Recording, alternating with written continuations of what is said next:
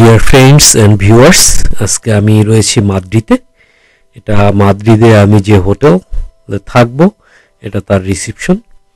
এখানে কোনো front desk নেই, এখানে নিজেই চেক ইন করলাম। এটা আমার রুম, 109 ফিট, ছোট্ট একটি রুম।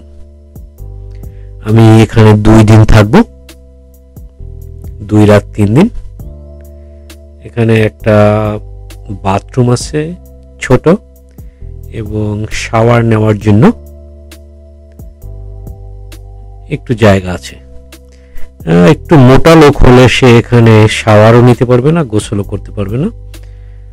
এটা রুমের ভিতরে একটি আলমারি এবং একটি সেফ রয়েছে, মোটামুটি যা থাকা দরকার। এটা আমার হোটেলের পাশেই, একটু বেরোলাম বিকালবেলা।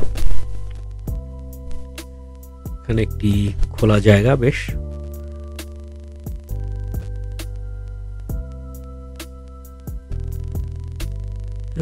ছোট গলি সামনে, এবং এটা মাদ্রিদের হার্ট, একদম 0 পয়েন্টের কাছাকাছি। এবং এখান থেকে আমি যে সমস্ত জায়গায় যাব হেঁটে হেঁটে আমি দেখতে পারবো। এখানে বেশ কিছু বাঙালিদের দোকান রয়েছে। এখানে এক ভদ্রলোক, উনি পরিষ্কার করছেন, পরিচ্ছন্নতার কাজ, স্যুট কোট পরে, মাথায় হ্যাট নিয়ে। এবার আমি যাব প্লাজা মেয়র ডি মাদ্রিদে।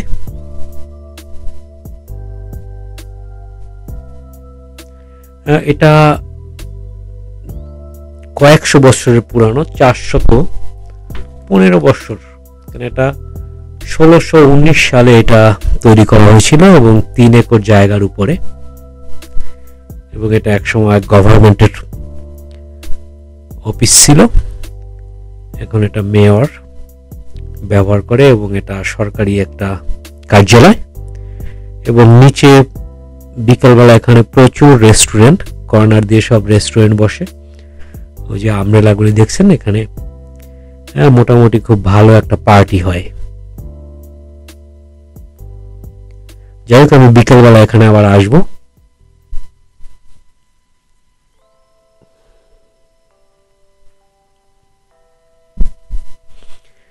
এবং প্রচুর মূর্তি রয়েছে। আমি এখন বের হলাম, আমার উদ্দেশ্য রয়্যাল প্যালেসে যাব। এটা যাবার পথে রাস্তায় কিছু স্থাপনা, কিছু চার্চ। মাদ্রিদে বেশ পুরানো চার্চ রয়েছে। এটাও প্রায় 100 বছরের উপরে, 1906 সালে তৈরি করা হয়েছে।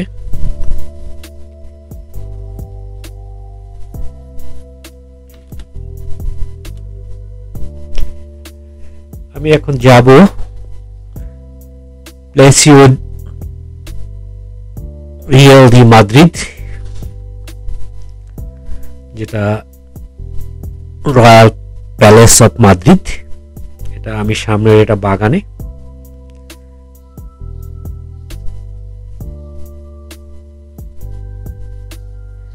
এবং এটা ইউরোপের একটি বৃহৎ বড় প্যালেস।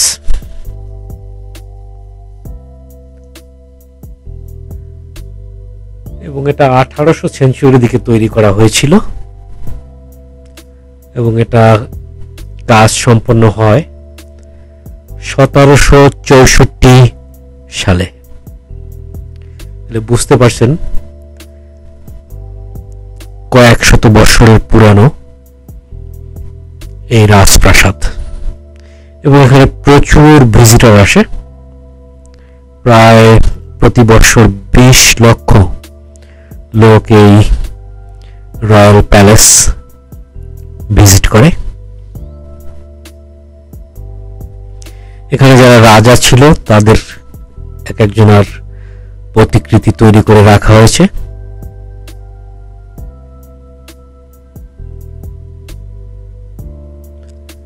আমি কোনো রানী এখানে দেখিনি, সব রাজাদের ভাস্কর্য।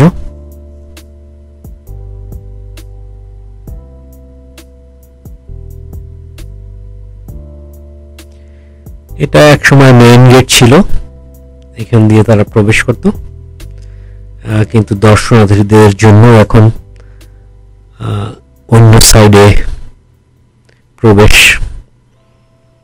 দাঁড় করে দেওয়া হয়েছে। এটা পুরো প্যালেসটা।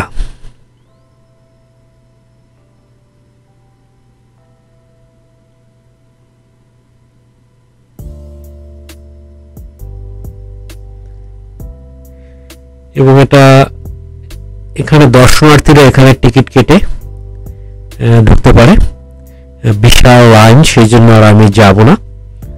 এখানে টিকিটের মূল্য প্রায় 19 ইউরো।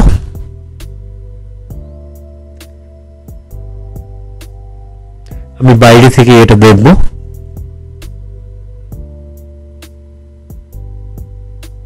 ভিতরে রুম এবং রাজাদের ব্যবহার্য জিনিসপত্র, রাজকীয় ব্যাপার স্যাপার, নিশ্চয় খুব সুন্দর ভিতরে, কিন্তু আমি এত লাইন বা আমার ইচ্ছাও নাই। আমি পাশে যে চার্চ রয়েছে আমি সেখানে যাব, যার জন্য আমি বাইরে থেকে এটা দেখেন কত বড় লাইন টিকিটের। মনে হয় 1-1.5 ঘন্টা এখানে চলে যাবে, যার জন্য আমি আর ঢুকবো না।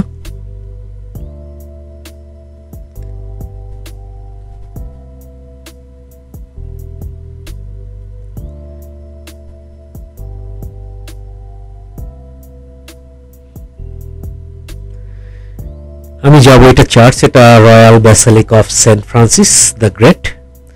এটাও 1776 সাল থেকে 1784 সালের মধ্যে এটা কমপ্লিট করা হয়।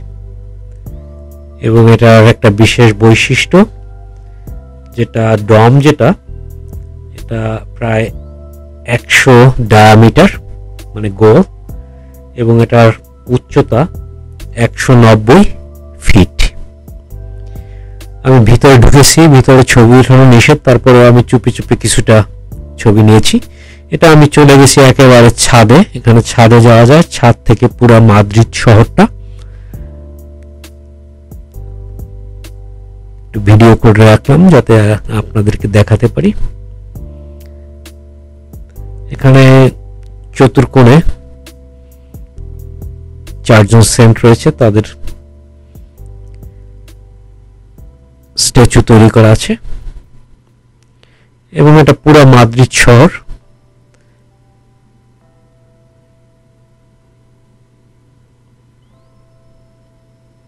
প্রচুর লাল রঙের বিল্ডিং সেখানে দেখলাম।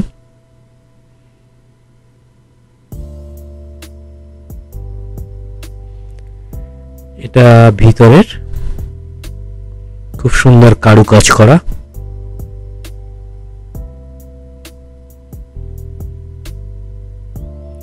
এখানে কিছু রাজকীয় পোশাক,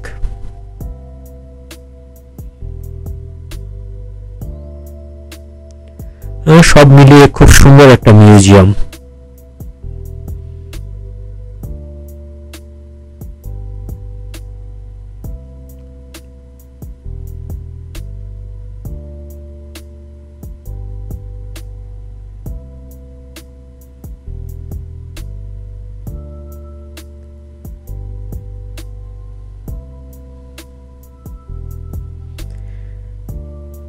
এবং এটা টিকিট $5। এখানে আর একটি চার্চ। আমার এখন গন্তব্য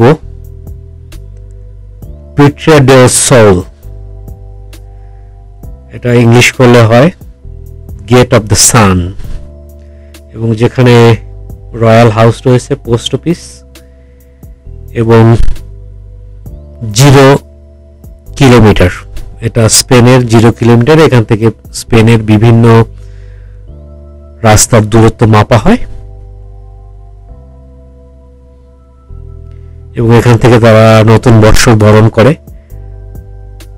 1962 সালের ডিসেম্বর থেকে রেডিও টিভি লাইভ টেলিকাস্ট করে নতুন বর্ষের উদযাপনের। এটা রয়্যাল হাউস। এবং এখানে প্রচুর লোকের সমাগম হয়। এটা কিলোমিটার 0।